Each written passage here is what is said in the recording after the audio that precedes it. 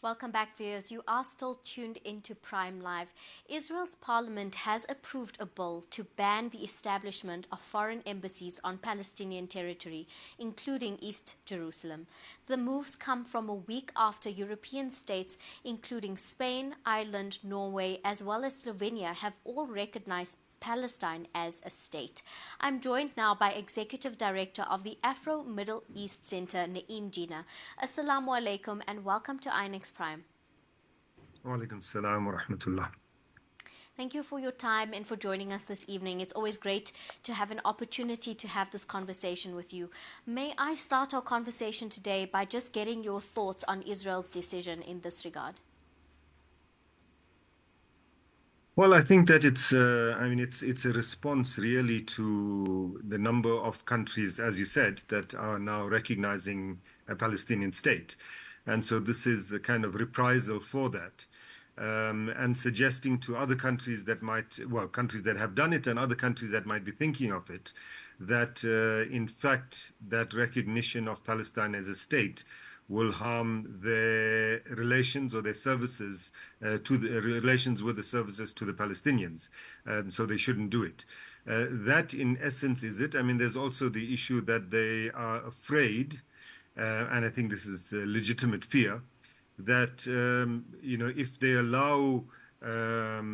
they allow consulates, etc., diplomatic missions of other states to operate in Jerusalem and serve Palestinians, the danger that would de facto make East Jerusalem a kind of Palestinian capital, or Jerusalem as a whole, so-called shared city.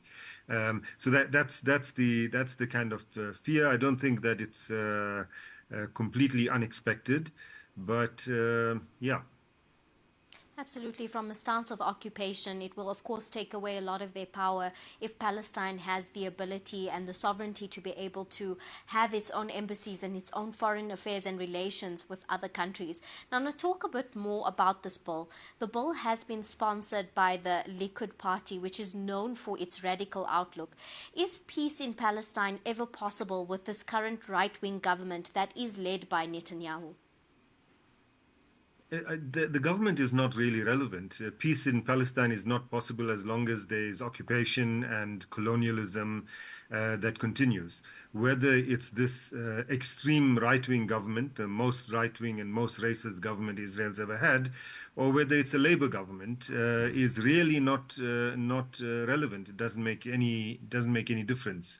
The only way that there will be peace is if the occupation and colonialism of Israel were to end. So I think that this the issue of the recognition of Palestine as a state is a bit of a distraction from that issue. Palestine doesn't exist as a state. There is no state called Palestine as a political entity, and distracting by recognition of Palestine, etc., and suggesting that there's some sense of normalcy there is in itself a problem.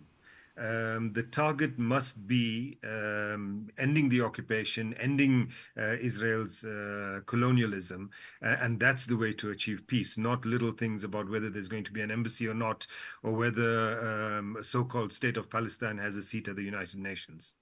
I couldn't agree more. And as it stands, they don't actually have that seat at the United Nations. And currently, there are millions of people whose lives are being threatened, whose lives are being lost in Palestine. And like you said, the first and major move that needs to happen is to end that occupation.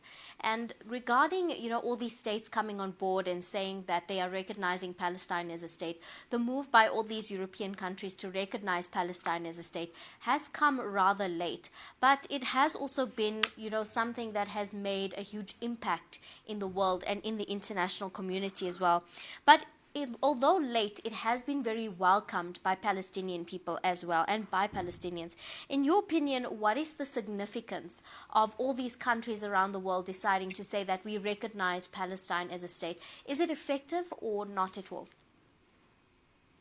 Well, there's some symbolic significance, and I think that this is, in a sense, what many of these states are aiming for. They're symbolically saying that Palestinians have rights. They're symbolically saying that they don't agree with Israel's actions, and particularly Israel's genocide, etc. One might ask the question, not just, why is such recognition so late, but in fact, what do you aim to gain out of such recognition beyond the symbolism? Is Spain and Ireland now going to join the case of the ICJ on genocide? Spain has announced that it will, but all the other states that have recognized the Palestinian state, 144, whatever they are, how many of them are going to take actual action against Israel because they've now recognized the state? And so this is my point about the distraction, that giving a press conference and saying we recognize the Palestinian state and we think they should be a member of the UN doesn't substantively affect the power balance on the ground. Israel is still in charge, the occupation still continues, the colonialism still continues, and all you've done is you've recognized a state which is a Bantustan and a proxy of the Israeli government. I mean, the most important role that the Palestinian Authority plays is its security coordination with the Israeli state, or with the Israeli military, to be more precise. So, what state is it that you are recognizing beyond the symbolism of it? What substantive value is there for Palestinian people in this recognition? So even from the Palestinian side, I mean, there's one or two benefits. So, for example, if Palestine is a state, it is able to, as it has done, take matters to the International Criminal Court. It's able to sign international treaties like the Rome Statute and do that. But beyond that, there are other implications that need to be looked at much more carefully. If Palestine is a state as opposed to an occupied people within one state, then when you say Israel and Palestine, you're talking about two neighboring states. And the argument could then be made that they are at war and Israel has the right to defend itself, because currently, as an occupier of an occupied people, Israel does not have, under international law, the right to quote unquote defend itself. Because it can only defend itself against another state that's an aggressor. Granting Palestine the status of a state means that becomes a legitimate argument, and so many other kinds of such legal implications. And again, it just detracts from the point that what we actually have is an occupied people who have never been allowed to establish a state. You can call it a Palestinian state and you can recognize it and open embassies for it like we do in Pretoria, but it is not sovereign, it is not viable, it doesn't control its own borders, it doesn't control its own airspace, it doesn't control its own water resources, doesn't control its own electromagnetic spectrum, it doesn't have a currency, it has none of what makes up a state. So what is the point? I do understand your perspective, especially around the concept of a distraction. It's almost as we're giving you this very small win in the form of recognizing you as a state, but not actually giving you any the power to act or behave as a state because of that occupation. And recognizing these a country such as Palestine as a state doesn't exactly change the situation of the people and the living conditions within the country itself.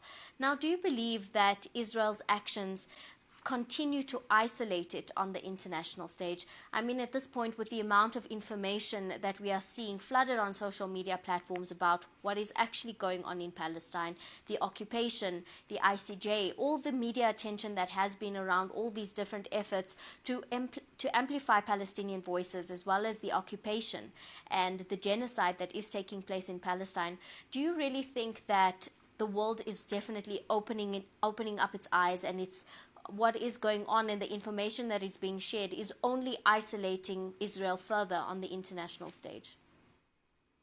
Yes, absolutely. I mean, Israel is more isolated now than it was 9 months ago. on the international stage. It's becoming more and more of a pariah. Even debates around the Olympics and FIFA, whether it should be allowed to participate, etc., which a year ago we never would have thought would be possible. So yes, it is being more and more isolated, and I think that is a welcome development. But we must also recognize the reason for that. The reason for that is not because of the ICJ. The reason for that is not because European states are now recognizing a state of Palestine. In fact, both of those things, the ICJ and the recognition of a state, are because of the main reason for this isolation, and that is that the resistance in the Palestinian resistance has taken on the Israeli state and has survived it for 9 months almost. And continues to resist against Israeli occupation and Israel's genocide. Because of its hatred of the resistance, it's these two factors together that has resulted in this kind of international attention and isolation. So primarily, the agency around this isolation comes from the Palestinian resistance. Now, when we look at news updates about what is going on in Gaza, what is going on in Rafah, it's very, very hard to keep up because so much is happening and the bombardment of Gaza continues by minute by minute. And just in the last 24 hours, we have heard news of a fresh IDF strike at a UN-run school in central Gaza. Now, last month, it was the shelling of people in tents in Rafah. How much longer can Israel keep getting away with targeting Palestinian civilians without consequence? Israel can get away for as long as it likes, as long as the United States continues maintaining the position that it does, which is a position of complete support for the genocide, supplying the weapons with which Israel conducts the genocide, protecting and defending Israel in multilateral fora like the UN Security Council, and lying. I mean, the ceasefire deal that Biden announced was a lie. The document itself doesn't say what he said it says. So as long as the United States continues on this trajectory, Israel can continue its genocide. But there's a flip side to that, and the flip side is that the cost is increasingly becoming too heavy for the Israelis to bear. The Palestinian resistance believe that they can continue for as long as is necessary. The Israelis, however, don't. They not a people that is resisting occupation. They are the occupiers, and the cost that they paying now for this. I mean, consider that you have what, between 250,000 Israeli Jews who are now internally displaced in Israel, both from the north and the south, living in hotels at the state's expense. Consider that every day in areas that Israel claims that it controls in Gaza, there are soldiers, Israeli soldiers, who are being attacked, killed, ambushed, as we sing every single day by various arms of the resistance, whether it's Hamas or PFLP or Islamic Jihad or whatever it is. The cost is becoming higher and higher for Israel, and politically, whether this government can continue bearing the pressure of its own people, who are now saying that, who have been saying for a while, that the cost is not worth it. Their family members are not being brought back. In fact, every day that the bombing continues, more and more of the Israeli captives who are being held in Gaza are being killed. So I think that these factors ultimately will make some kind of a difference.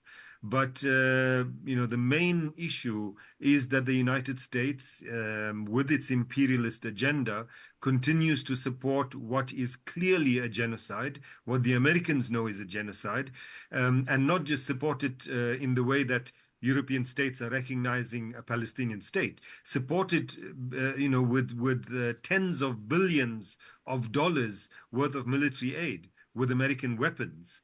As long as that continues, Israel can continue for a long time, unfortunately. Thank you so much, Mr. Jeenah, for sharing your insight and your information with us this evening.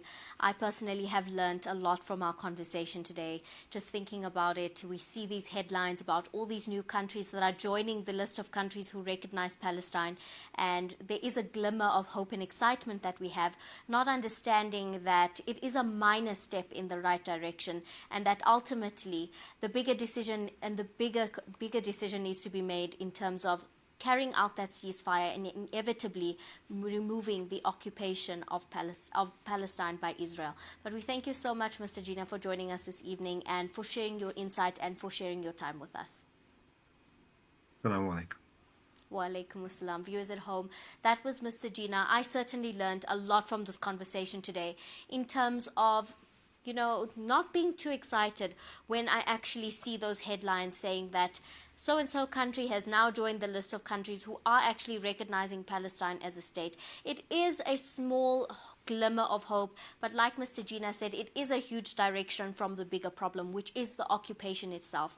Although recognizing Palestine as a state does assist, it doesn't actually end the occupation, and it doesn't actually improve the lives of Palestinians. We actually need these countries to jump on board for the ICJ case and show their support in that way, so that at least in some way there can be some kind of consequence for the actions taken by Israel. But on that note, viewers, it is time for us to take an ad break, and we'll come right back.